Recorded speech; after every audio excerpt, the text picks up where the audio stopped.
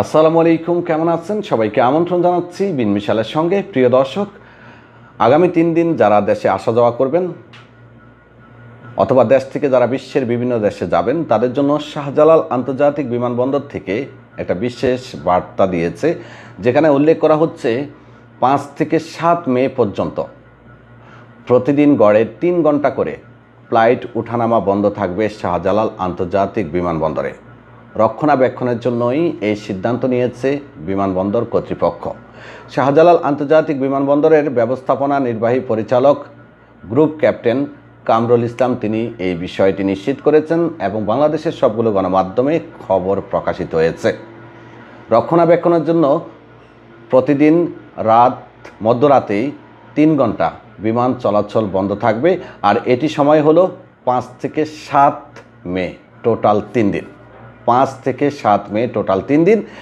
এরই মধ্যে বিমানবন্দর কর্তৃপক্ষ সৌদি এয়ারলাইন্স, মালয়েশিয়ান এয়ারলাইন্স, থাই এয়ারলাইন্স, কুয়েত এয়ারলাইন্স সহ আরও বেশ কয়েকটি এয়ারলাইন্স কর্তৃপক্ষকে ফ্লাইটের সময় পিছানোর জন্য নির্দেশনা দিয়েছে।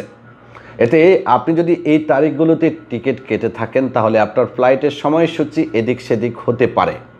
তাই আপনি আপনার এজেন্সির সাথে যোগাযোগ করবেন, অথবা আপনি যদি টিকিট কেনার সময় ইমেল অ্যাড্রেস দিয়ে থাকেন, মোবাইল নাম্বার দিয়ে থাকেন, মেসেজ চেক করবেন।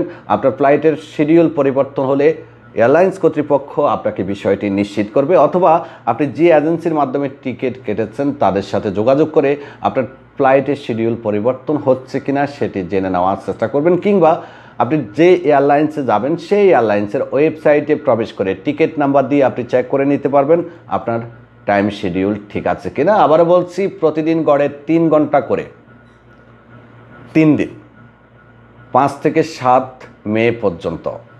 5 থেকে 7 মে 3 দিন হয়। এই 3 দিন মধ্যরাতে ফ্লাইট ওঠানামা বন্ধ থাকবে, তবে কখন কোন সময়টা উল্লেখ করেনি বাংলাভিশন সহ অন্যান্য গণমাধ্যমে। ধন্যবাদ, ভালো থাকবেন, আল্লাহ হাফেজ।